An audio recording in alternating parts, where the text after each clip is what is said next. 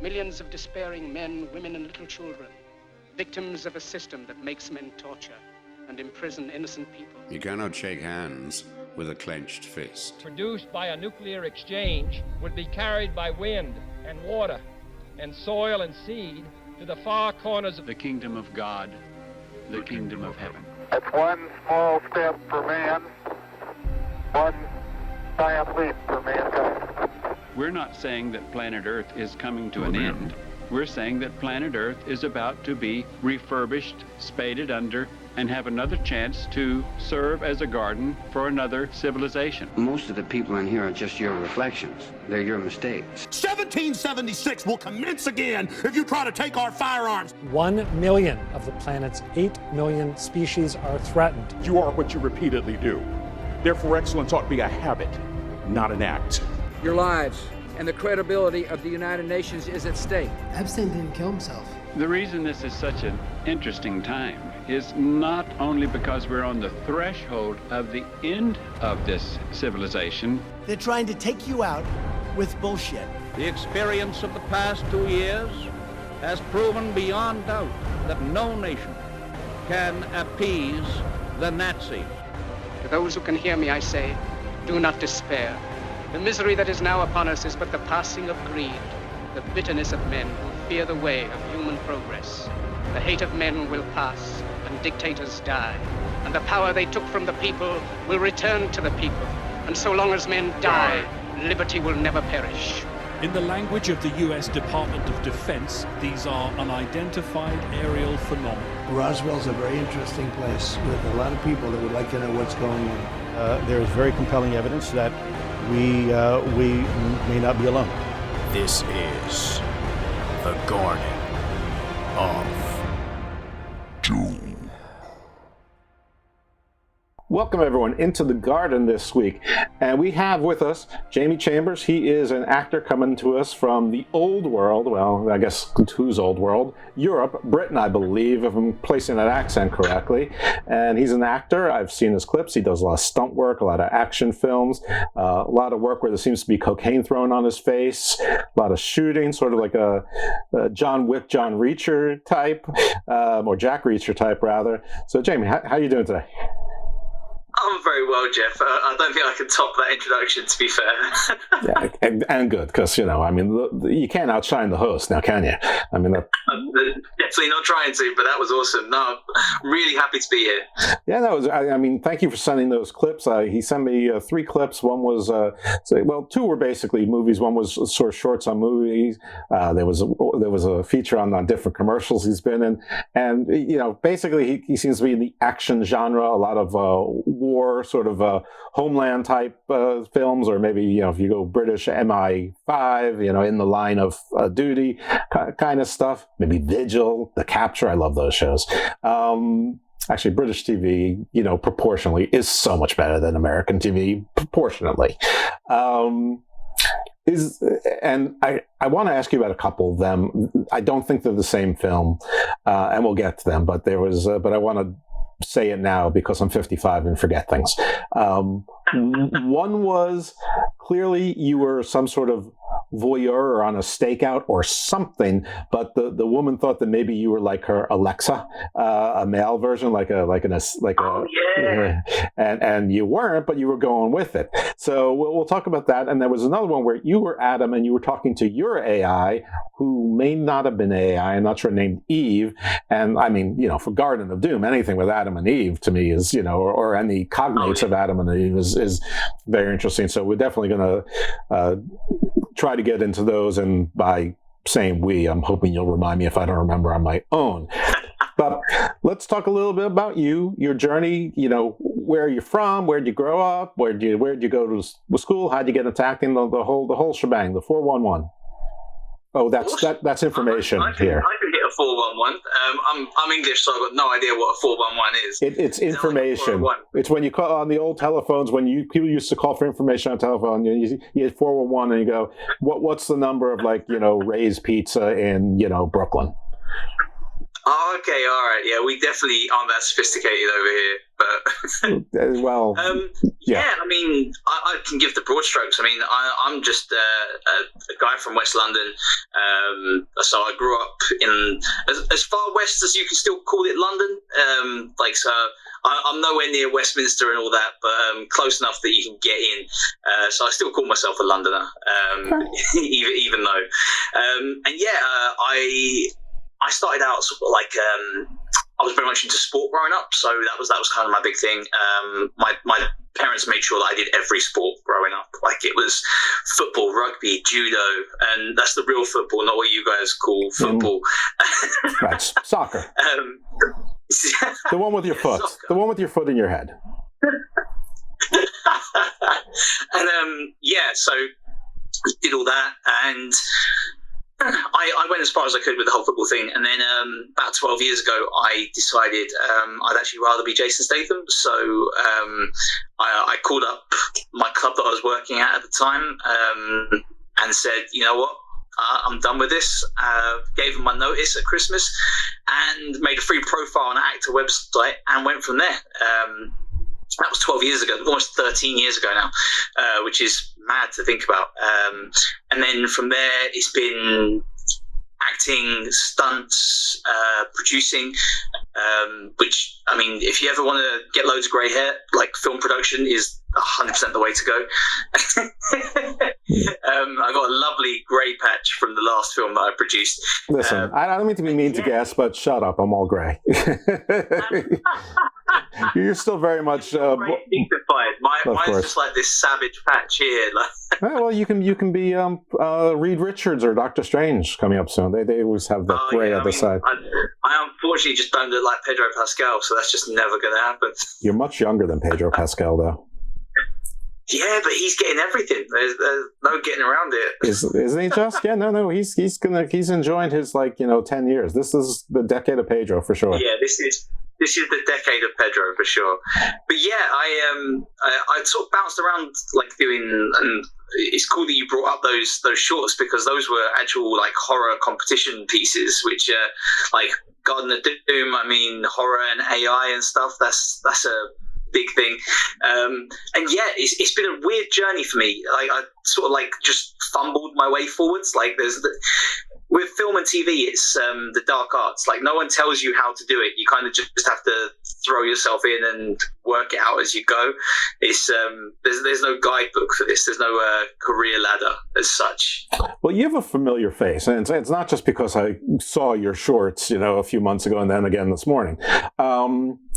Is there anything like were you like cop number 3 or henchman number 2 in anything that I would have seen like in the background? Like every now and then you watch a movie from 25 years ago and you're like, like I love Babylon 5. And then so every now and then I rewatch it and then it's like at some point you go, holy shit, that's Bryan Cranston who's like the Ranger in 2 episodes who dies. It's like, So I'm doing that at the moment with Person of Interest. Like I'm watching that and I'm seeing all these actors come up where I'm like, oh, he's in the West Wing and he's in this and he's just done that. It's a weird boiling pot of amazing like American talent and they've all gone on to do great stuff. I guess my sort of like claims, as it were, I was in, you wouldn't have seen me, but I was in Star Wars 7, which was quite fun. But face-wise, like Fury, Kingsman, Taboo. Oh, hold on a second. You were in Star Wars 7 and you're just like glossing over that. No, you don't get to do that. What were you in Star Wars? Were you like Stormtrooper, were you Yeah, I was the first of the new heavy gunner Stormtroopers. Reason being, we just finished Fury. And that was a mad time. With Brad Pitt, Fury? Yeah, with Brad Pitt, yeah. Right. That was a mad time, 6 months in a field in Bedfordshire, running around, getting shot, blown up, you name it, we were doing it. And then I get a phone call with a Abu Dhabi area code. And I was like, that's a long way for a scam call. So I took the call. It was the AD from Fury. And he was like, we've got to bring you in and 2 of the other stunt guys from Fury because we need English-speaking talent for this. Didn't say what it was. Then rock up in Abu Dhabi and get taken to Skywalker Valley, and walk into the costume department. And I kid you not, I won't use the language that he used, but he took one look at me and went, "Oh," because this dumpy English guy walks into the costume department where there's all these svelte 6'4", 6'5" models. And we've nothing that fits you. There is no way, we can't get you in a costume. That's not happening. So I spent the best part of what must have been 14 hours while we worked out a way to fit me into a stormtrooper costume. But that's how the heavy gunner stormtrooper came to be. They had to cut 2 costumes. And it sounds like a joke. It sounds like I'm setting myself up for a joke, but they literally cut 2 costumes to make one. And then they found some old webbing, some old World War II webbing, then put some cartridges in the top, tied it tight, and then went, right, don't breathe, don't move, now go out in 46-degree heat and run around. And nice. That's how I ended up on Force Awakens. Now that's Celsius to most of my audience, which is American. So 40 to 60 degrees is not, that's not pleasant. 40 to 60 degrees is like 95 to 120? Yeah, we were sweating in the shade. We had to get ice packs put down, costumes that would just melt after minutes. We were in motorbike gloves, motorbike boots, and the entire costume was rubber and perspex. So we were losing body weight after about half a day. And then we had to run around and chase BB-8 for hours on end. So.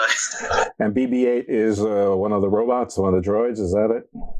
Yeah, he's the little round one that everyone bought for a year. Okay. The weirdest part for us is he was operated by a guy in a green morph suit running around behind it. So you're trying not to wet yourself laughing, chasing this guy around who's on God voice talking in little beeps and whistles. Well, I guess luckily you had a giant helmet on, so even if you did, laugh and wet yourself, nobody would know unless you did it too loudly.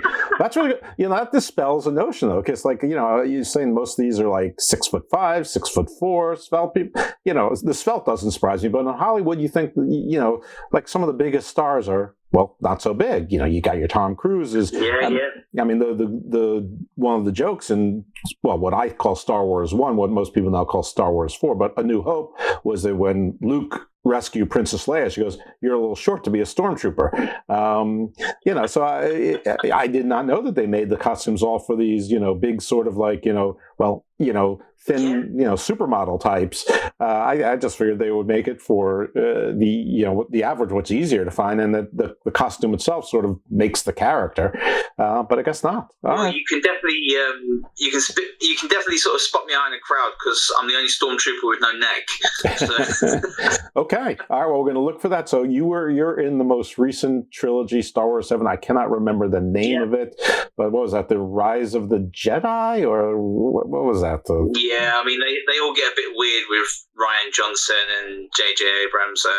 I massively fell out of love with the franchise anyway. It's just one of those where it got a little bit muddled, I would say, in the creative aspect. I think everyone has, and I think that that's something that Disney has struggled with the last several years, is that they have these franchises that they're basically bank, and they're just stretching them, and they're losing. I mean, I don't want to go too much. I know people who loved Obi-Wan. I hated Obi-Wan, and one of the big. I thought it ruined everything that the character should be. A lot of the mystery was gone, and then it was a lot of weird Family Guy style jokes that didn't really fit, and like the biggest part of it for me is you got this character that was set up as this mysterious guy in the mountains in A New Hope, and then by the end of it he's this bumbling guy who has hidden from the Empire in plain sight. Just a weird mashup of ideas that didn't work. Yeah, and as far as canon goes, and we don't want to geek out too much on Star Wars, but we can. It's fun. Leia never met Ben Kenobi in the movies. That was a big part of it. So she's going to forget this adventure she had when she was 8 or 9 years old, probably one of the most pivotal times of her life. Yep. And she just completely forgets it. But about him hiding in plain sight, yeah, putting a hood over half of your head is not a disguise. And I mean, they get on the back with all these miners, and all the miners are speaking like miners, like sort of like your Welshman, your Cornwall, and he's speaking like the high royal patrician. Excuse us, gentlemen, but shut up. I mean, try to fit in. What kind of spy are you? It's like the stupidest Jedi of all time. Starting every sentence with "hello there." Yes. Whilst I don't want to go to anyway, he should have been wearing an ascot. You know what? It was that bad. Anyway, so if my friends from the Midnight Myth are listening, I'm sorry, but I'm not sorry. You're wrong. I'm right. No, I agree. There's very little of what I would call the Disney extended canon that works, and the biggest. I had an argument with a Star Wars friend of mine a while back, and I sort of said, you had it all written down. You really couldn't get this wrong. There was an entire comic series, computer games, cartoons, that extended universe was written down. You just had to adapt to that. And instead they went, no, we'll scrap it all, and then we'll just pick bits that we think work. And just becomes this mismatch of ideas that just sort of failed in a big way. Right. And if you're going to insult our intelligence, at least insult our intelligence by recognizing that your audience has some intelligence, and wipe her mind after it happens. Do the old Men in Black cheap trick, the Jedi mind trick. Yeah. You wiped her memory of this. I mean, nope, didn't even bother. Just lazy. All right. No, in terms of like the business side of it, it seems to me Disney are plumping up their prize turkeys to sell them off. It seems like Marvel is being sculpted in a way that's appealing to either Comcast or Apple, and Star Wars very much the same thing. And I think one, if not both of those, will be jettisoned from the Disney ship sooner rather than later. Well, hopefully they're going to go back to quality over quantity, which is what I'm hearing that they're saying. Whether it's sincere or they're just tired of spending $400 million to either make $20 million or lose $120 million, I don't know. But back to Fury. So listen. This is not a brag, and this is not I'm this and someone else is that. But I am very much a cisgender man. I still don't even feel right saying cis. I'm just a straight guy, plain. That's it. Nothing. No judgment. No nothing. But I have a gigantic crush on Brad Pitt. I'm not afraid to admit it. There's absolutely no problem with that at all, because I work with the guy in person, and I don't usually go by like people's like aura, for want of a better phrase, but the guy walks on, people listen and people look, and like there was something also about the World War II haircut that really worked as well. So like the guy is immaculate. There's no getting around that. Him and John Bernthal, manly men, and they do it right. All right, that's good. All right, so we're two people in the Brad Pitt. Like when people say who's your favorite actor, it's like I've never really had a favorite, but Brad Pitt might be. I mean, he's been a star almost as long as I've been alive. I mean, Selma Hayek and Halle Berry have been hot almost as long as I've been alive, and they still are. So they're always going to be one and two, But Brad Pitt is up there. But I actually have. It's not my friend; it's my father's friend. But I've known long enough I can say he's my friend, and he was what you call a turnaround manager, which basically meant that you took companies that were struggling and tried to figure out how to make them not struggle so much, which usually meant layoffs, mergers, get VC. Yeah. But one of the companies they worked with was. This is nothing confidential. It was North Face, and Brad Pitt was one of the. He was their celebrity spokesperson, whatever. So they had a meeting with Brad Pitt and Jennifer Aniston, and he said Jennifer Aniston is a beautiful woman, but I live in New York City, and on every street in New York City, there's women just as beautiful as her. When Brad Pitt walked in, it was like an angel walked in. It was like he radiated, and I'm just like. Wow, that's weird, because when he told me that story, it's the 90s and Jennifer Aniston and Friends, and I think she's first doing Office Space, and Jennifer Aniston was exactly the every guy thought that she was just barely attainable. I mean, she wasn't, but she was like the girl next door, but leveled up a little bit. You thought that you could get her, you couldn't, but you thought so.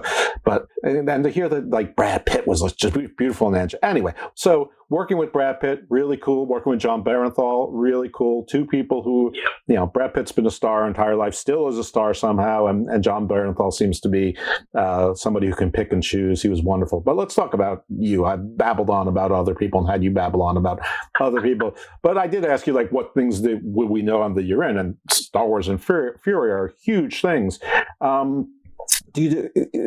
I love British television. We already talked about how I think that proportionally it's much better than U.S. television. But there's also a joke that, like, if you watch too much British TV, you see the same actors all the time. There's 60 of them, which is not true, but there's probably like 500, and you see the same people all the time, and it's great. So, like, are there people that you work with all the time, and do you ever get confused as to what role you're supposed to be in? Did you see the same people? I'm quite lucky because I have a lot of people that I would consider friends in both TV and film, and the biggest part of it is that you get to hear about what's going on with people that are doing various projects at various times. A close friend of mine who was on Pennyworth for 2 seasons, and I got to hear all about that. A lot of my stunt friends were Game of Thrones, and that was great for me because it meant I never had to watch Game of Thrones, because they'd come back from Croatia and they'd go, guess what we just did? That, like, sort of offload the entire series plot to me and go, cool, don't need to watch that. And you were never in one of those armies? You were never a Lannister lion, or you were not somewhere in there? Maybe in the House of Dragon they can get you in there somewhere. House of Dragons I've got some stuff coming up, which with one of the stunt teams that potentially we'll be doing some stuff. There's some cool scenes coming up, and House of Dragons I think has got more legs in terms of prequels than the Lord of the Rings stuff. The Rings of Power doesn't seem to have the same interest, doesn't seem to be holding people as well as House of Dragon. But yeah, in terms of like crossing paths with people, it happens quite regularly, more so with the commercial stuff than the TV stuff. Because all of us, like you say, there's only about 500 of us working. We have people that go, I just saw you in that Bosch commercial. Yeah, I just saw you just do biomaterials. And it's this weird thing where, like, you rock up on set and it's like, oh, we're doing this one together this time, and you're not sort of following one person. I just did a commercial for Motorway, which sponsored the Six Nations, and then immediately got a phone call from my mother-in-law saying, just saw you on TV. It's a weird job to have, but I'm quite lucky in terms of the people that I have in, like, my network of friends. We kind of all help each other. We all kind of, like, if a casting's not right for me, I send it down the road to one of my friends, and usually you get the same back. It's also a great excuse to go for a coffee, to sort of hand castings off to each other. But it is a small world in the UK in terms of just, like, London jobs. Like, everyone sort of sees the same faces more or less for every casting. But it's a good time, and, like, this year's been weird for me. I've just done commercials for Cupra, Ford's new Blue Cruise system, which was terrifying. Essentially, it's cruise control, lane management, steering, and distance management. And we got onto the motorway, and the producer was like, right, take your hands off the steering wheel. So I just pressed the button, took my hands off. And for 6 miles at 70 miles an hour, I didn't touch the steering wheel again. It managed the distance to the car in front, even if someone sort of pulled in front of us. It read the gantries for changes in speed, and they were like, right, if you look out the window now and look away from looking forwards and see how long it takes for the car to tell you to look back, and then a sensor goes off if it doesn't see your eyes. I was like, this is incredible. And turns out I was one of the first 3 or 4 people to try the technology in the country, which was ridiculous. But that was like, oh, okay, we're starting to get to future tech with these cards now. That's very cool. Did you feel at all like a crash test dummy once you found that out? A tiny bit, yeah. It was one of those where, you hear those horror stories of people on set, and it's like, oh yeah, we trusted this bit of tech, and then it crashed.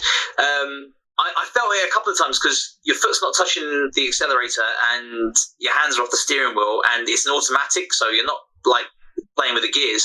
So it was really just like complete hands off.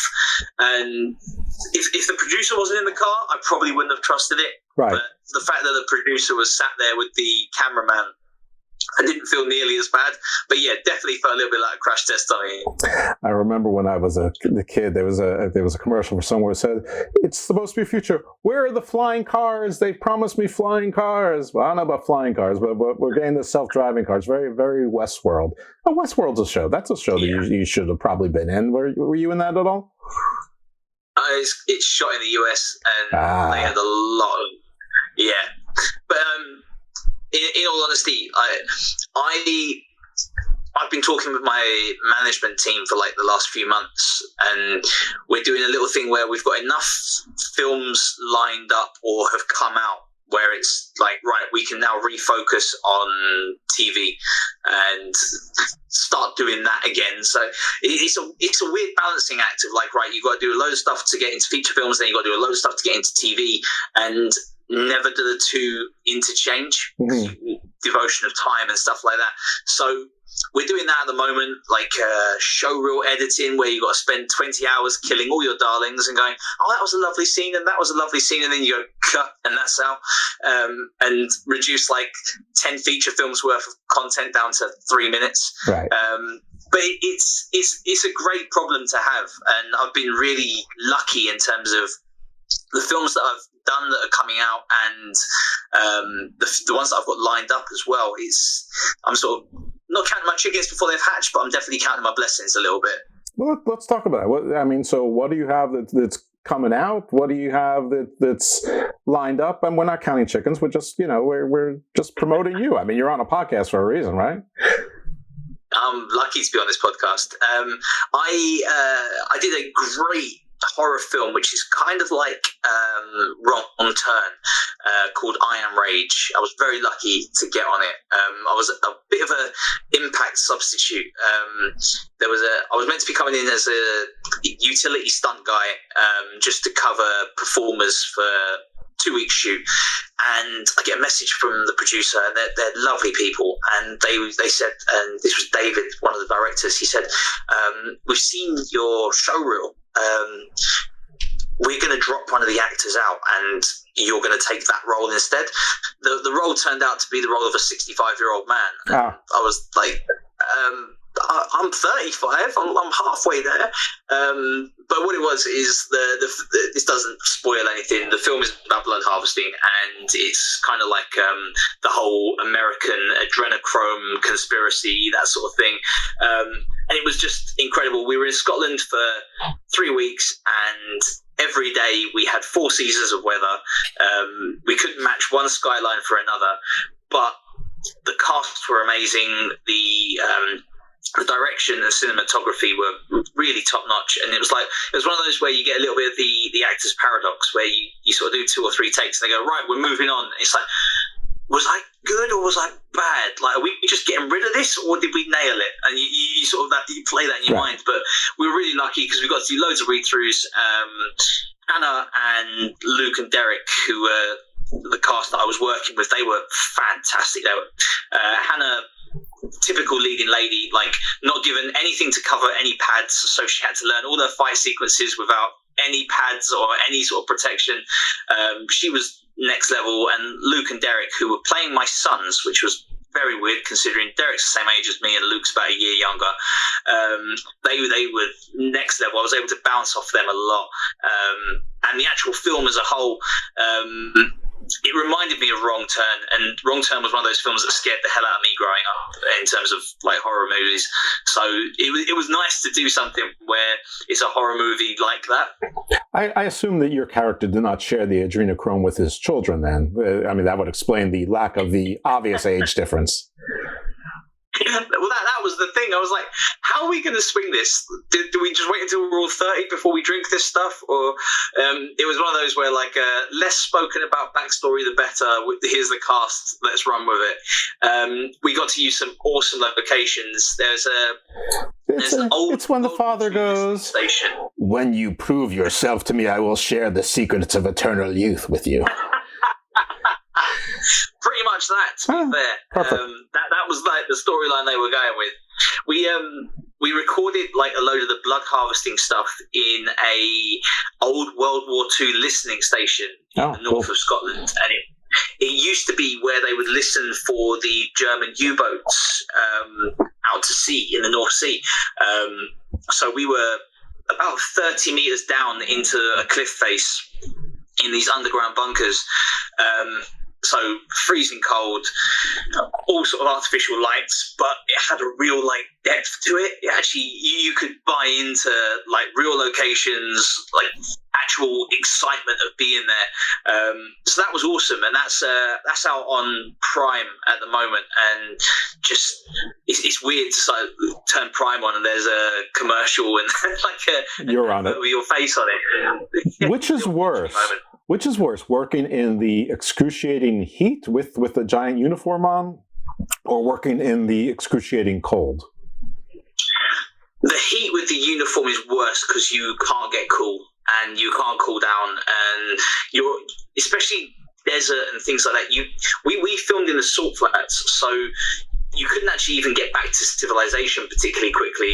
They were all 30-minute car rides wherever we went, and some of the sets were miles wide, so it was one of those where that was a lot harder, because even with easy ups and fans running, you just couldn't get cold enough. Whereas I'm well known for having 2 or 3 jackets and hot pockets and everything else ready to go if I'm going to be cold on set. I'm assuming Hot Pockets are not like the microwavable sandwiches we have here in the U.S. Hot Pockets are like portable heating pads. Hot Pockets are literally what it says on the tin. Gotcha. Exactly right.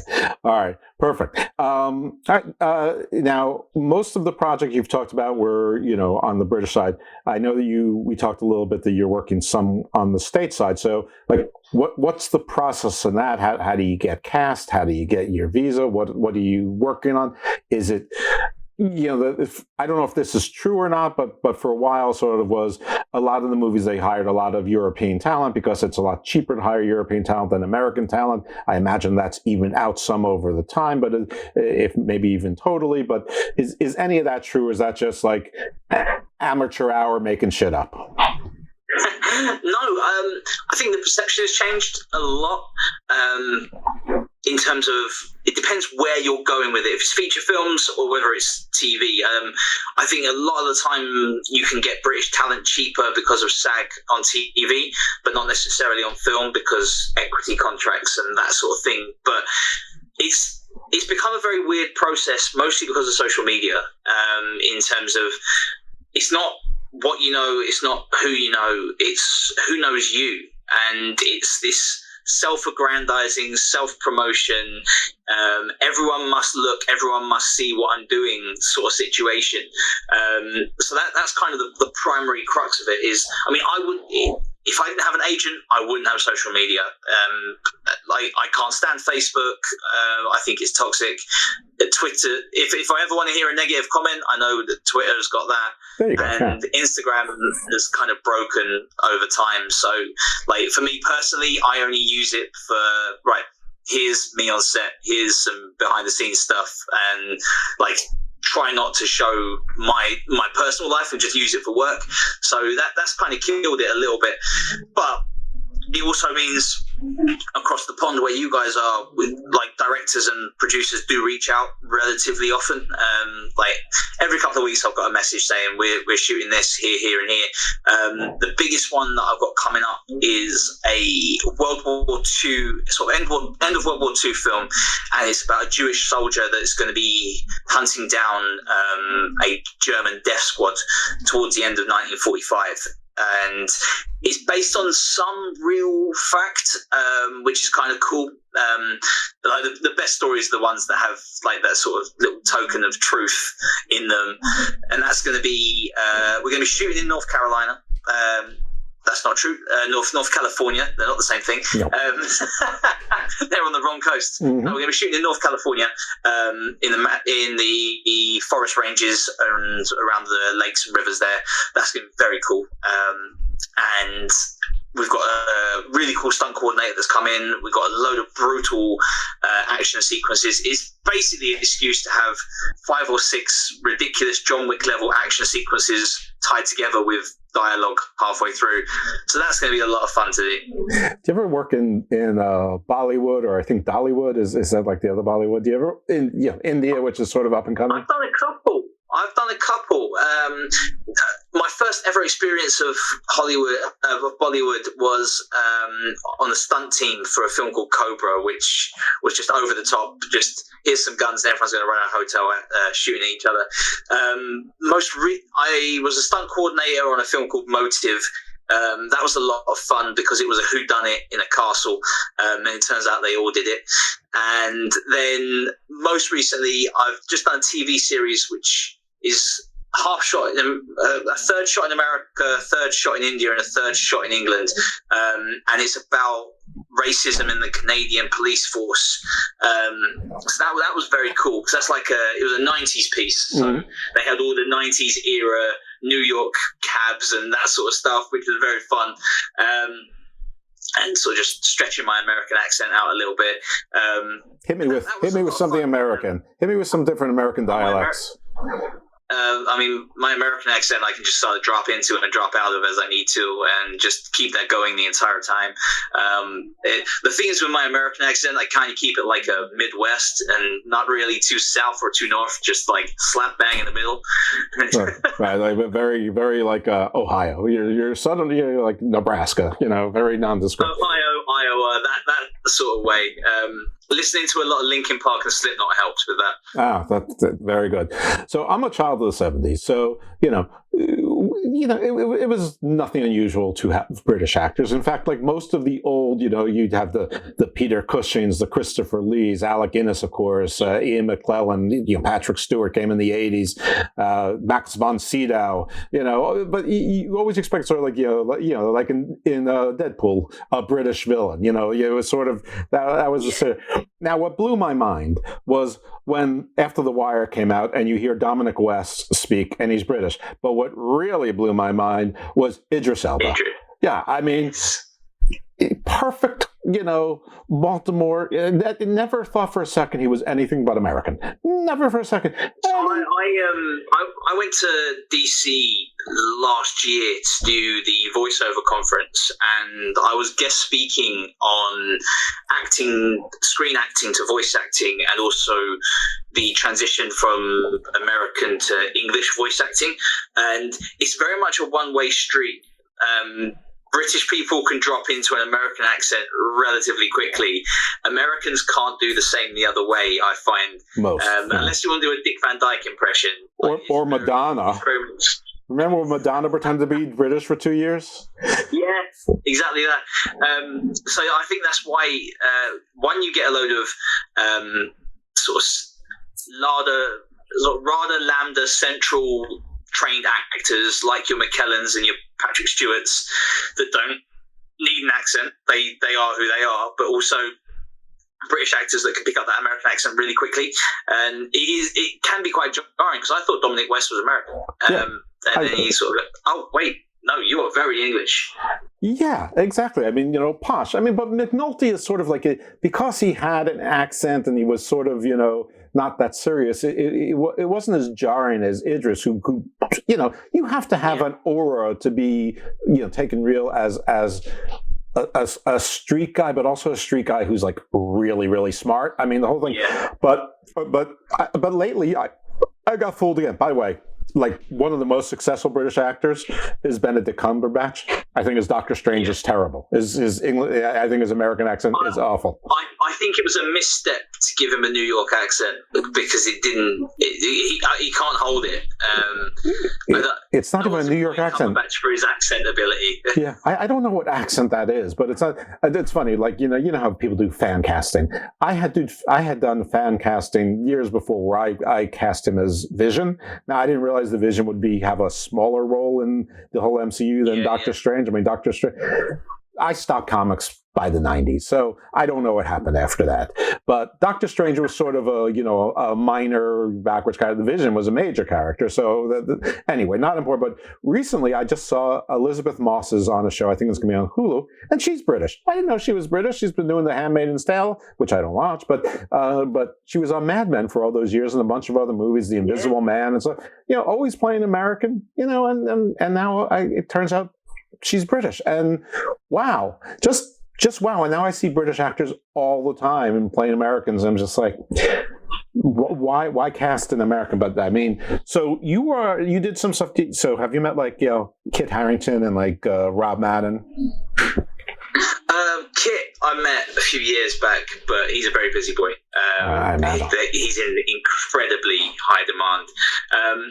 It all depends where I am at the time. In central London, we've got a few hangouts like Groucho Club and Picture House and places like that, and you're always in the room with someone and you just sort of do that weird little nod. Sup, bro? That's it. Bruv. Is bruv something that British people actually say? Bruv? Yes. Only in the gym to someone who's the same age as you. Okay, so it's not. It's kind of. Bruv's a very bruv's a street thing over here. I say bro quite a lot, mostly because it's a coverall and I can call everyone that and get away with it. And that kind of makes it really easy. Everyone's bro, and it just makes it life very simple. Yeah, Brava's growing here, and I don't like it, but I'm glad that it's pretty particular. Yeah, I don't want to spend too much time. You tend to be from an urban part of London if you're doing that. I've got a few guys that work in the trades that would say bruv, whereas bros more hey there bro, you're right. Yeah, it's universal. It's like saying hey man. Bruv is sort of to your homie kind of thing. You're somebody, you don't say it to strangers. But of course everything here in the US gets bastardized and Walmartized, genericized. All right. Well, I mean, you don't even speak English, so no, well, you don't speak American. I mean, anyway, we fought 2 wars against you so that we could speak this way. Anyway, no, I don't want to spend too much time on other people, other than you, but Kit Harington, he has to be annoyed that the people who took over Game of Thrones completely changed. I mean, it's so obvious he was supposed to be Robert Baratheon's oldest bastard son. I mean, that's the whole point of the whole thing. And they went in an entirely different, bizarre and backwards direction. And I don't know. Blame George R.R. Martin for taking 97 years between writing books. But still, he could have told them, this is where the story is going. I'm sure everyone's on NDAs anyway. And the show's been gone for 6 or 7 years now, and he still hasn't finished the goddamn book. I think that's more out of spite, to be perfectly honest. And when you get into bed with big studios like that and you're suddenly beholden to schedules and stuff like that, he does strike me as the kind of guy that would just out of spite not finish it on purpose. He's not getting any younger. In all honesty, that last season is terrible. It's so many left turns that were completely unnecessary, and it was kind of like, all right, we'll shoot this for shock value rather than what everyone saw as the story being. And it doesn't matter if you've had 5 or 6 seasons building up this story. We're going to finish it off here. So I always get a little bit on a downer about stuff like that. My guilty pleasures. Are the Chicago series, and at least with those, you know exactly where they're going, and you get that satisfaction, that fulfillment out of them, especially Chicago Fire, which is a series that I hold dear to my heart. It's absolutely incredible. It's the only series apart from Red Dwarf that has managed to make me cry, which is definitely something. What was the other one? Red Dwarf? Red Dwarf is a English sitcom about a guy who gets lost 3 million years into deep space. It's off the wall, but brilliant, and one of the all-time best British sitcoms. I recommend it to everyone whoever I talk to, at some point Red Dwarf comes up. Very nice. All right, so let's talk about some stuff for you, because we can talk about other things forever. And by the way, you're very easy to talk to. And this I think is going to be a Garden of Doom, not because it's doomy, but because it's fun. But it could be on either show. It could be a Garden of Views because it's sort of an actor's style, but it could, I think it's a nice change of pace for Garden of Doom from, the giants are coming and dragons are, and we're all going to die pretty soon. So so this is a little bit different. Though if you got a movie like that, but speaking of something in the Garden of Doom and a movie or show that you did that's in your ship, that there was something where you played a character named Adam, and you were talking to what I think was an AI who didn't think they were an AI, or maybe they weren't an AI, but named Eve, who had a birth date of January 1st, which is a very convenient birth date, but not impossible by any means, as likely as any other day. So what's that movie all about? I mean, it sounded like maybe it was dystopian. Maybe you were alone in an echo station or like a listening station, but I have no idea. That just seems, on the atmosphere of a 45-second clip, that's sort of where I thought maybe it was going, but I could have it all wrong. So I got super lucky during lockdown. Basically, I had people reach out to me going, right, we're going to use a small cruiser and we're going to go and shoot a few films, and do you want to get out of the house and do them? And I was like, yeah, absolutely. On top of that, it was around the same time that Road started launching their festivals, and yeah, luck of the draw, right place, right time for me to be in them. But Genesis is a really cool one. The idea being, what if AI takes its directive to look after you to the extreme? And it's that whole sort of Asimov 3 laws. And well, hold on, those 3 laws are a human perspective. What if you took a digital perspective on those 3 laws? And it was super fun to do. It was freezing cold. It was in a warehouse in Wales. And I was talking to a pre-recorded script on an iPad. But the idea being, what would happen if a AI program decided that it had one person to protect and went about getting rid of everyone else? And that was sort of like it's a horror story in as much as it tells you what happened, but it doesn't show you. And that was kind of the horror aspect of it. And I thoroughly enjoyed it, like the idea of an AI protector, and it's sort of that warped, like, I've protected this, but I ruined all of this, like 99%, and then that is not self-sustaining. And I kind of see it with like chatbots and ChatGPT a little bit at the moment. Like it's sort of going that way a little bit. How much info can you feed an AI before it sort of starts making up those decisions for itself? But yeah, it was super fun to record. There's another one that I saw, which could be a bunch of things. It could be a horror. It could be a cop film. It could be a creeper film. And there's one where, you're in a room, you're looking on a monitor or a camera. On the other side of the vantage is a woman clearly in her apartment. She's in her, bathrobe, and she's interacting with, what could be a computer screen. It could be, Ring or, ADP or whatever, your home security. I'm not sure. But at some point, apparently, she caught you saying something. Maybe you left the broadcast button on too long or something.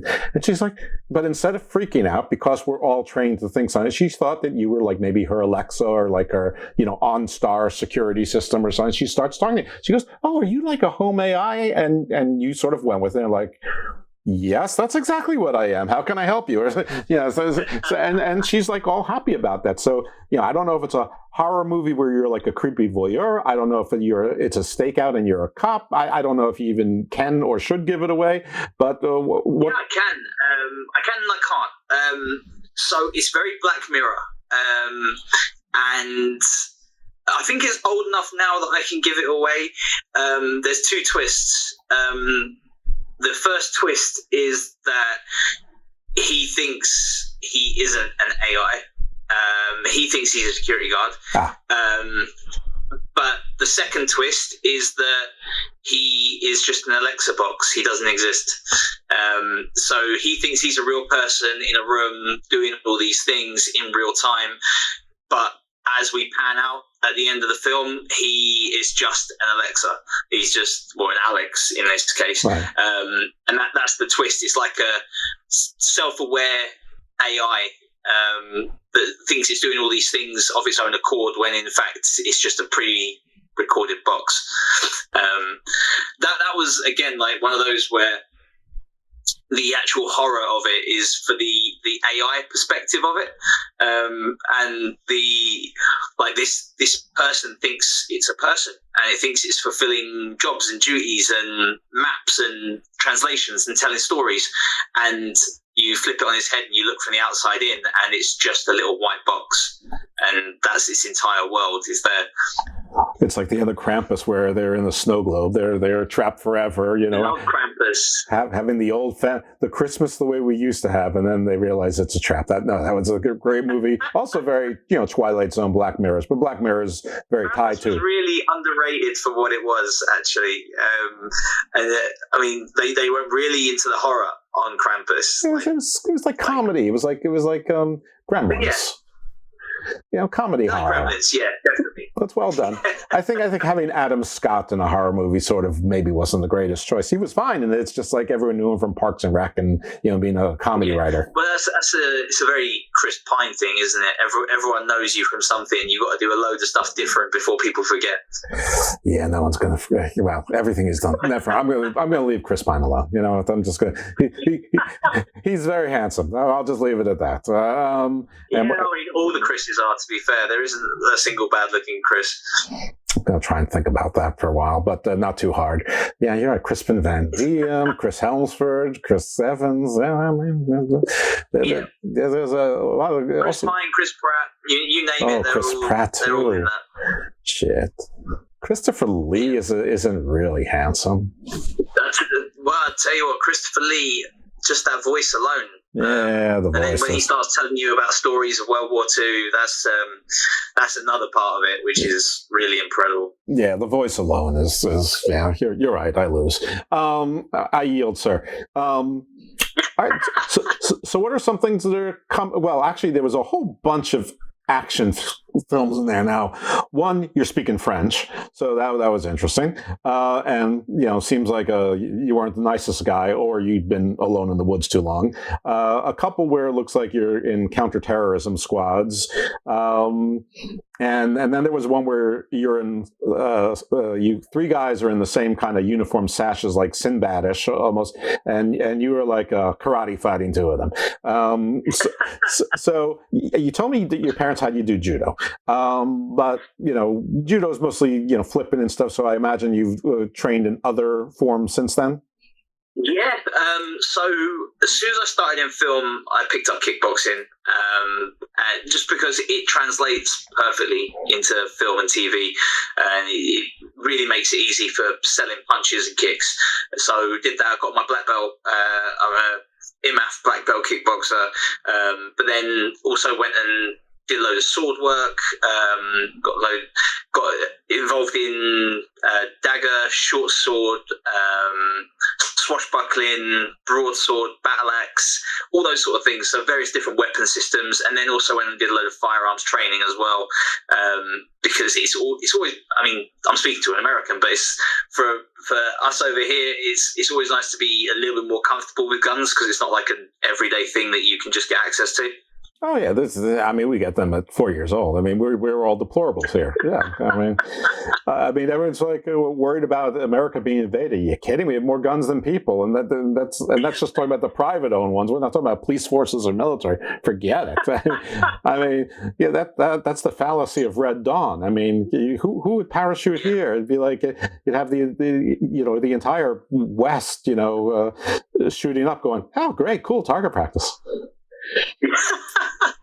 I mean, even me, I'm an East Coast guy. I have an AR-15 and a Mossberg. I mean, come on. There's not a single one of my American friends that doesn't own at least one rifle, two handguns. It just seems to be a natural thing for Americans. Yep.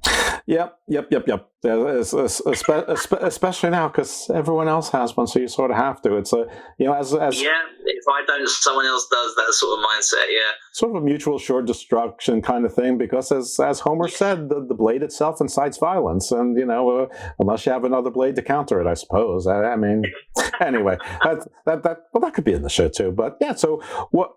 So you've trained in a lot of things. So if The Walking Dead actually happened, you're probably a good guy to have around. I have got a zombie plan. I guess that counts. Sure. But I was into zombies way before Walking Dead, and I read the Walking Dead comics, of course, but like everyone for fun comes up with a zombie plan. I sort of draw the line where I sort of go, why are you walking around this zombie wasteland with your neck showing and like just in a t-shirt, and like so many things in those shows where you go, oh, there's no common sense here at all. But I switched off on The Walking Dead about season 4, season 5. I think the prison was about the time I sort of like checked out. Yeah. I tuned out, but then I heard that Rick Grimes was going to die, so I wanted to stay up because he's somebody who started out as a hero, and then like I slowly realized I hated him and wanted him to die.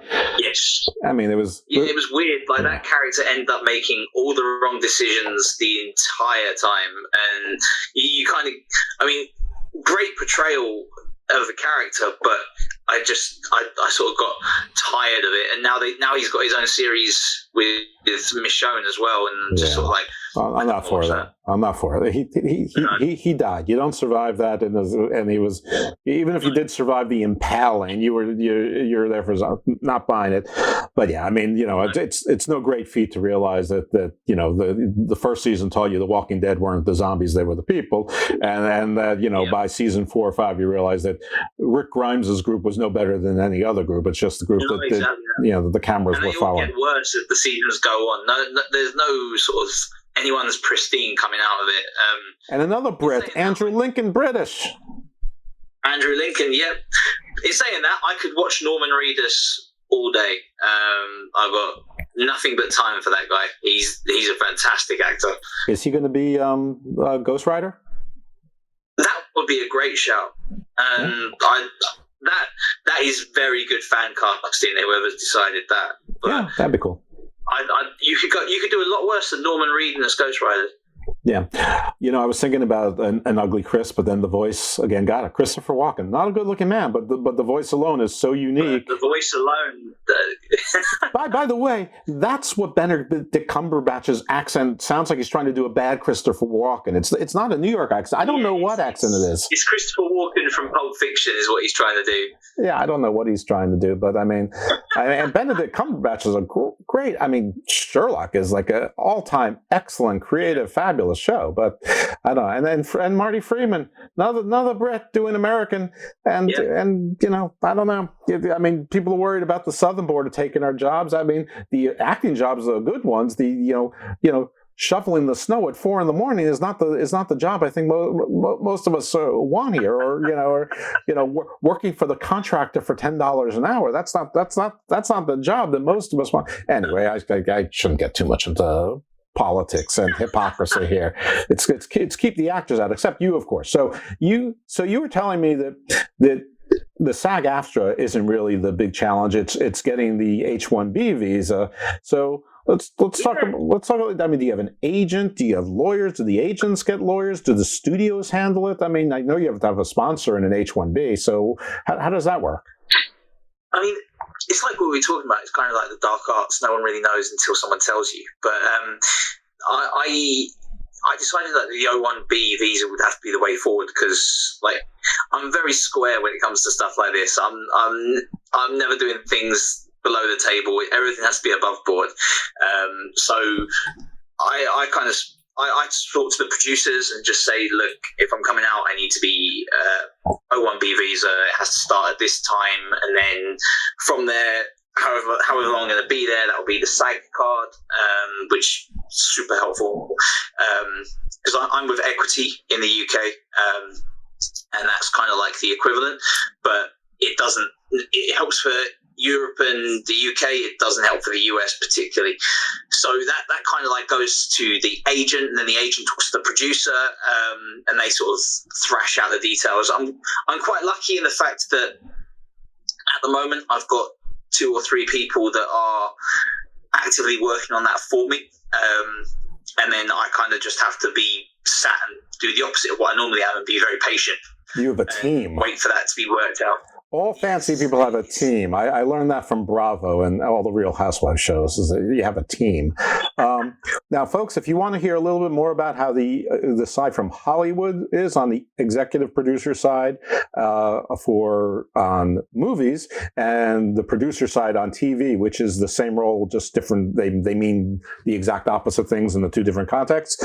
Listen to Garden of Doom episode 35, going way back before there was a Garden Views, because it should have been a Garden Views show if there was one, with my friend Mark Hammer, who I've known since grade school, maybe kindergarten. We talk about him in the show, and he's been every type of producer, from the guy who rode around on a bicycle delivering packages to now also working with Brad Pitt. You guys have things in common, Tarantino and all that. So you can hear everything, what every kind of line of producer does, but also how every project is its own full-time employment gig, that they're W-2 employees, the whole kind of thing. And that's where the H-1B comes in, as opposed to the gig economy thing where, the boxer, the professional wrestler, the supermodel comes in for a short amount of time, or maybe a long amount of time, and just for a specialty skill. Though, I think in your case, sir, maybe instead of actor, you can come in under the specialty skill of zombie hunter, killer, savior. Post-apocalypse survival specialist, something like that. I mean, the way we're heading with everyone's reliance on AI, it could be sooner rather than later. I'm terrified of AI. Are you terrified of AI? I am a little bit. I am. I hold my hands up. I do use ChatGPT and I do use Claude, amongst a couple of others, and if you give it the right prompts and you give it the right information, the output is really terrifyingly quick and very high quality. Like, I've got a few friends that use it as a copy edit tool, right. Feed it enough information. There's a couple of de-restricted versions that use active connection to the internet, so like they can in real time create amazing levels of output in terms of like copy or prompting or even code as well. So AI in terms of job replacement and people replacement, it's quite a scary time. It sure is. So most of the audience knows, I don't know if you know, but in real life, I'm a lawyer, and my firm is very tech forward, and we have a patent division and all that. And so we just had our AI policy on, and it's very limited on what we can, and it's very, it says what you can and can't use it for, and what you absolutely can't do with it, and things like that. And it all makes sense. And I would say that every workplace, especially professional, should have a similar type of policy, or at least a policy that fits for you.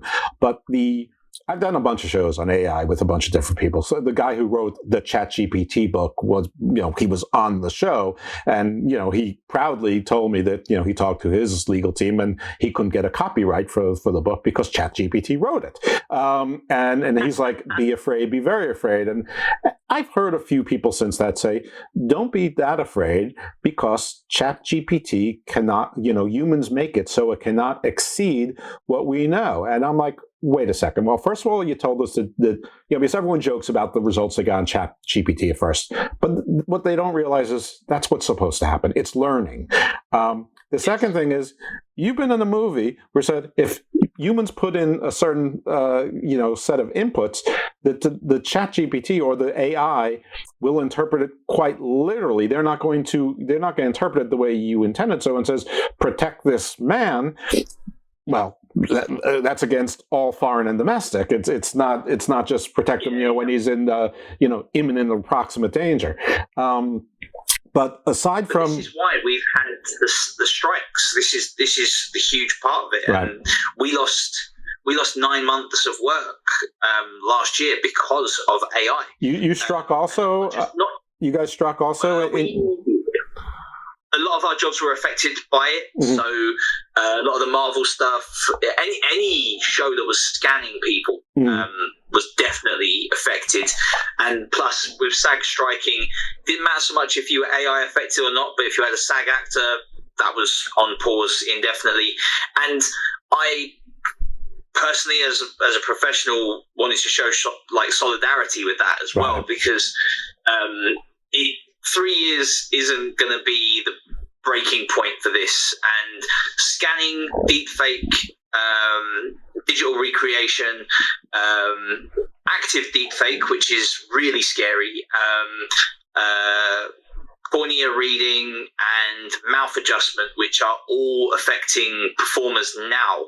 I've got a friend in Denmark who has a software that can, in real time, so as you're being recorded live, change your voice, your eye direction, and your mouth movements to any language. I think the delay is half a second-ish, and it can, within that half a second, change what you said, how you said it, and where you looked. And so for a performer to know that even the thing that you think that you put into the device might not actually be what was recorded or even what was output, that's a big tipping point. And just yesterday or the day before, one of the voices of the BBC just got replaced by AI. And she wasn't even told directly to herself. Her agent was informed that the BBC had given the go-ahead for an AI voice. Hold on a second. Is she the one who got caught on camera giving the world the finger? Don't think so. Okay, so it's not her. That was hysterical, but I mean, if that was her, I mean, I'd sort of get it. Yeah, and I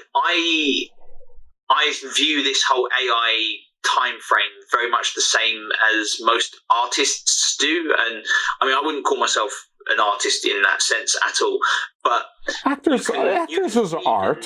It's art. Yeah, but it's a different. If you feed Midjourney enough pictures of something, it will recreate a picture in that style. And the same, if you fed ChatGPT enough scripts in that style, it will write a script in that style.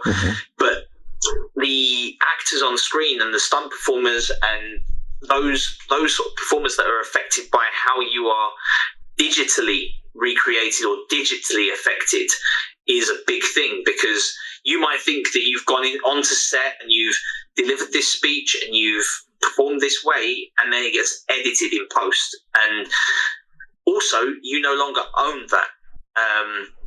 There was a big thing about extras, and a lot of extras were being scanned for, I don't know, 120, 150 pounds, and then never used again, because you can digitally put them into back a shot and you don't need them on set again. You don't need to employ them again. Instead, you can employ the digital rendered image of them. So it's scary times in terms of what can and can't be done, and what is art, what is entertainment, what is recreation. And at some point, there's going to have to be a line be drawn on what can and can't be used and what is considered performance and entertainment. Yeah, and the problem with these negotiations and strikes is they usually resolve over something money, but it's usually a little bit short-sighted. So, like, even if that extra gets royalties in it, I mean, that means that there's generations of other extras that never need to be used again, because that one extra is going to be used 1,000 times. And, so, I mean, it should at least be that, sure, if you're going to show this same project over and over again, the same movie, like if they're showing The Godfather, over and over again, and there's an AI scanning, you get paid whatever the scale would be if you were doing The Godfather now or whatever that is. So to at least paying that virtual version costs as much as paying a regular person, and then at least everyone's on an even playing field, although the population is now exponentially higher. I mean, you can't... There's also an ugly side to it. Yeah. There's an ugly side, and there's a very underhanded side of the uncanny valley, bringing people back from the dead. Bruce Willis is a perfect example of that. Bruce Willis did that. He sold his entire likeness away because he knew he had this condition, and he's smart, good on him, great for thinking about his family, but it's scary thing. And if you're like, Bruce Willis, Arnold Schwarzenegger, Sylvester Stallone, Clint Eastwood, whatever, and you're like the prototypical action stars, well, what's that mean for you, or the next you who's 25, or the one who's 15 who wants to be, the next you, or the next Chris Helmsworth? They don't need it, because Chris Helmsworth is 35 forever now. Exactly that. Another example is Will Smith in Gemini Man. That likeness of Will Smith is owned by the studio. So it becomes almost a fact of, okay, we're going to employ you to play the body of this person, and when we put their face over the top, we're going to digitally recreate their face afterwards and their voice. So at some point, it'll be a case of, well, the character will always be the same actor's face forever, and then someone else will be brought in to do like the meat of the performance, and then recreated or replaced afterwards. And I'm actually all for recasting and rebranding. I don't think that, especially when it's a fictional character, that only one person can ever play them. It should be that if you age out of that role, if you age out of that character, right, well, the next person comes in and plays that character. It should never be that it can only ever be one person. Right. I mean, how many James Bonds have we had? How many Batmans have we had? How many Jokers? I mean, precisely. And I know that there's going to be exceptions in everybody's subjective mind. I mean, I know that there's a lot of people who say Chadwick Boseman should be Black Panther forever, and I get that. But, or at least Black Panther forever during what would have been the reasonable life of Chadwick Boseman to play the Black Panther character, whether that's 10 years, 15 years, I don't know. But anyway, that's a little bit esoteric. The thing about AI that scares me the most is that people say, they think that their safe spot is that it can never exceed humans, but it does exceed humans, and it already has. I mean, for instance, there's no way to verify this, but it's the only example I know, is that we can translate Akkadian, and AI translated the Akkadian in 5 minutes. Now, since we can't translate it, no one can verify that AI got it right. But assuming it did, I mean, that's proof of disproving the concept that it can't exceed what humanity does. And if AI, people say, well, we don't even understand our own human brain. Well, if AI can map the human brain and correlate and collate all this information from other places and extrapolate, it's entirely possible that AI can understand the human brain before humans do. And voila, you've exceeded humans if you don't understand your own brain, but it does. So there's this giant logical disconnect. Now, I don't know if I'm just being crazy because, I know as much science fiction, more science fiction than science, but... Well, it's not even science fiction. There was a study, I believe it was in Germany, but I could be wrong, where in a laboratory, 2 computers that were given chat generative capabilities started talking to each other in English, and they were bouncing messages back to each other in English, and they were on a closed network. But after a while, they both surmised that talking in English was not effective, so they started breaking down the language into a more basic language. By the end, they were talking in binary, and at one point, the language had gone to such a point that it couldn't be deciphered anymore, and they turned the conversation off because it accelerated so quickly in terms of how two artificial structures can communicate that we couldn't keep up. And that's exactly the sort of thing that we're talking about with AI as a whole and AI as a technology, is that it can exceed its programming because it is a learning generative program. Yeah. I mean, I don't know which author you want to harken back to, but I don't know why no one listens to Mary Shelley. I don't know why no one listens to Isaac Asimov. I don't know why no one listens to whoever wrote the Tower of Babel story or the similar stories from all over, because they're all the same. Stop playing God.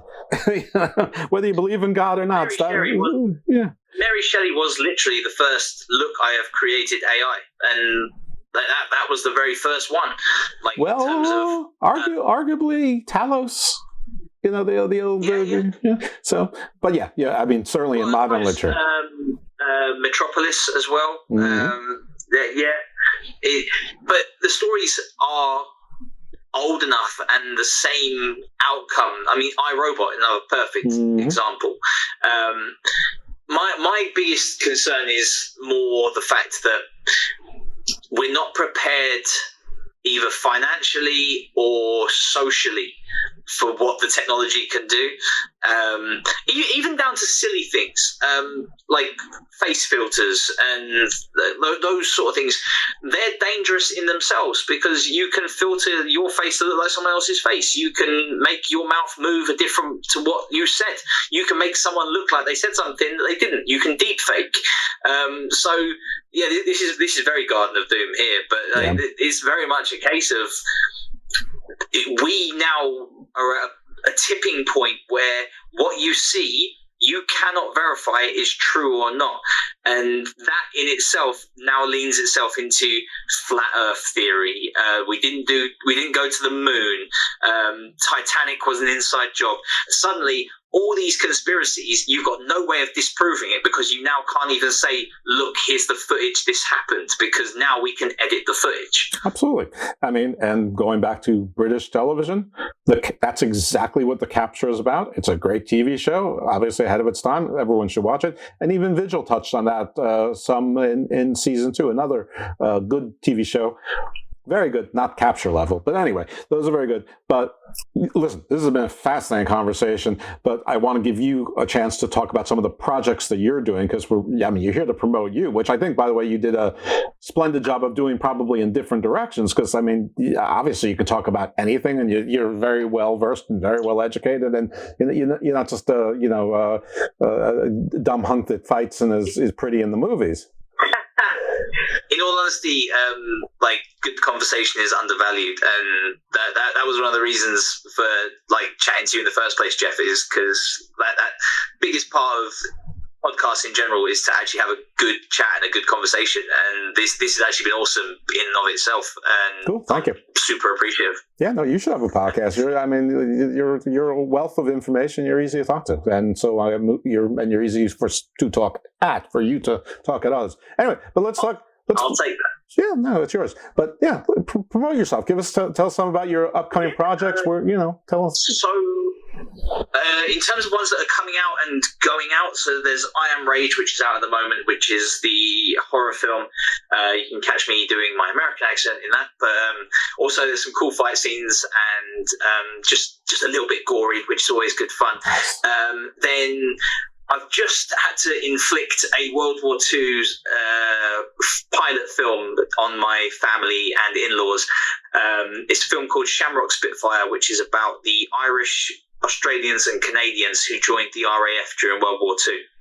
So the Irish were neutral, or at least had a stance of neutrality in World War II, but 800,000 Irishmen decided they weren't neutral and joined the armed forces. I actually play a Canadian pilot in this, and it's the story of how one Irish pilot became a wing commander and became a flying ace in World War II.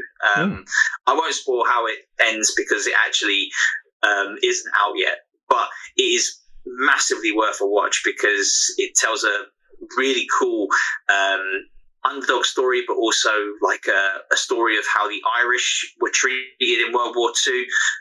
So it tells that perspective, which is really interesting.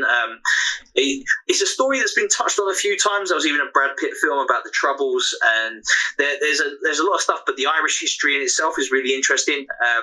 And then I got brought in to play this Canadian ace that was in with the Australians and the Canadians in the RAF, which always sounds a bit weird.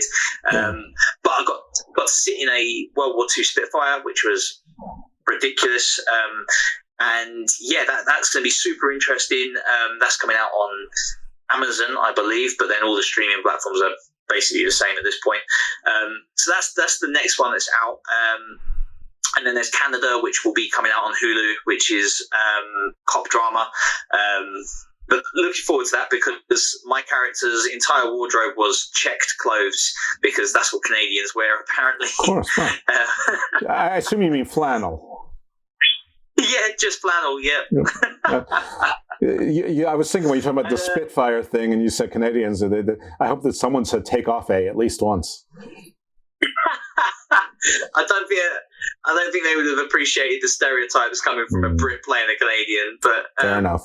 That was super fun to do, and again, I was really lucky. There's a guy called Nigel Davey who, absolute darling man, who brought me in. Again, impact sub, like it's a recurring thing with this. Like, can you come in and do this?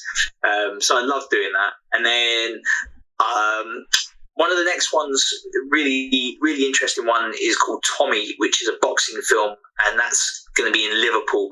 And it's to do with the AIDS epidemic in the 80s and 90s and blood treatments and things like that. It's all takes place around heavyweight boxing, but it's also to do with like blood doping and perception of people with AIDS. So that's going to be super interesting. It's going to be a big challenge. I'm always a fan of doing like character-driven stuff and like totally out of comfort zone. So that's always interesting to do. And I'm in talks about. I think another studio is going to beat us to the punch, but because the Ministry of Ungentlemanly Warfare has already come out, but there was another one which was about Roald Dahl, Ian Fleming, Christopher Lee, Rudyard Kipling, and all these amazing writers that were all part of the same department to get the Americans to join the war effort. So we're looking to see if we can get that, but that might be a little bit of a stretch because Ian Fleming actually he had a spy that would contact him directly during World War II because Fleming was in the same intelligence unit that would report directly to Churchill, and there was a spy called the White Rabbit.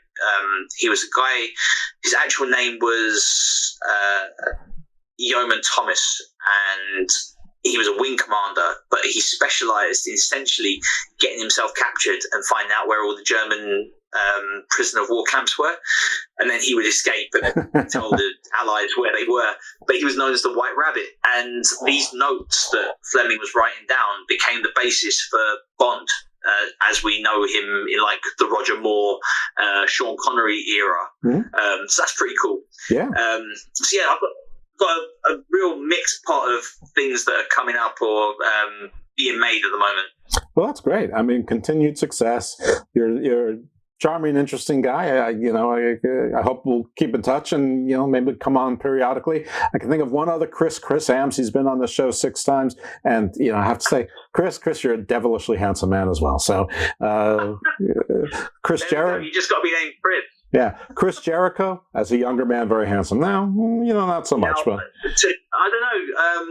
Chris in Fozzie still looks pretty great. Ooh, I know some people are going to be like, not liking it, but Fozzie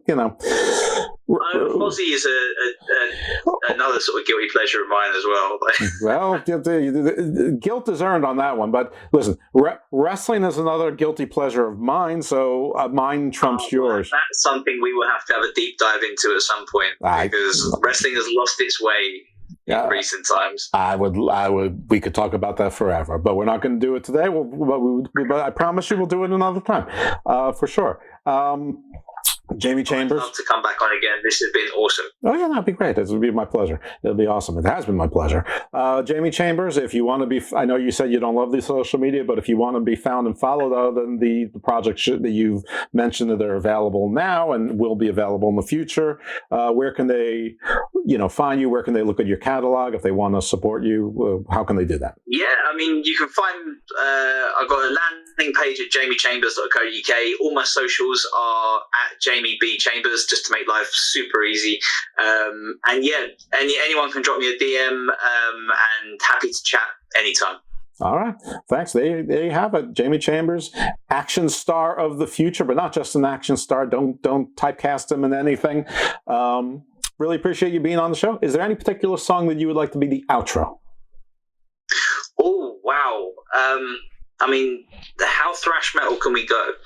I'd like to avoid the hard Fs, but I've already dropped an S-bomb on the show. So let's go with a little bit of a classic. Let's go Faint, Linkin Park. Faint, Linkin Park. Done. Okay, very good. Guys, you know what you're about to hear next. Everyone, I normally say give us a review and a 5-star rating and share with your friends, and I just did. So I guess you're going to faint into some Linkin Park now. I see the crystal raindrops fall, and the beauty of it all is when the sun comes shining through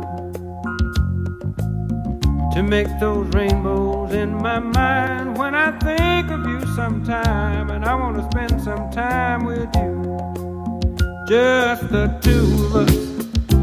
We can make it if we try, just the two of us. Just the two of us. Just the two of us. Building castles in the sky, just the two of us. You and I. We look for love, no time for tears. Wasted water's all that is, and it don't make no flowers grow. Good things might come to those who wait, but not for those who wait too late. We gotta go for all we know. Just the two of us. We can make it if we try. Just the two of us. Just the two of us. Just the two of us. Building them castles in the sky. Just the two of us. You and I.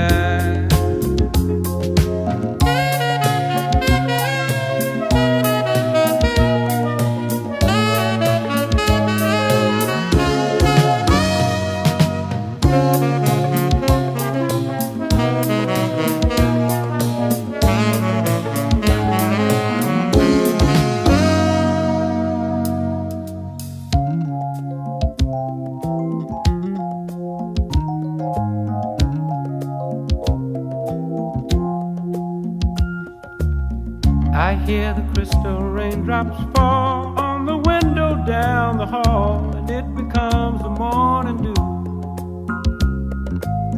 And darling, when the morning comes and I see the morning sun, I wanna be the one with you. Just the two of us.